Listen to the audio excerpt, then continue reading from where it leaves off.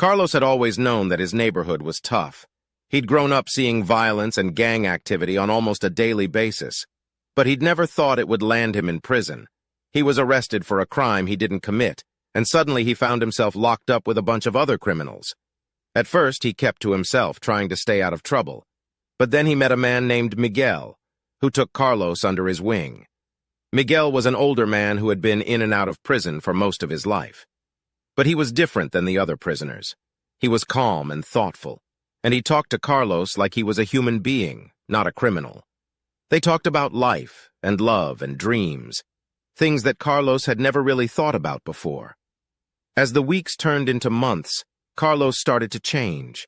He began to see that there was more to life than the neighborhood he grew up in. He started reading books and taking classes, and he found that he had a natural talent for learning. He started to imagine a life outside of prison, a life where he could use his newfound knowledge to help others. When he was released from prison, Carlos felt like a new man. He got a job at a community center working with troubled youth.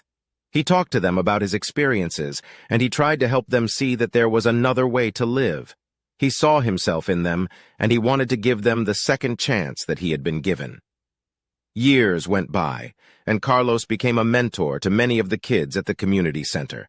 He helped them with their homework, taught them life skills, and most importantly, he showed them that someone cared. He knew that he couldn't save everyone, but he could make a difference in a few lives. And that was enough. Carlos had found his purpose, and he was grateful for the second chance that had led him there. He knew that he would always carry a piece of his past with him, but he also knew that he had the power to shape his future.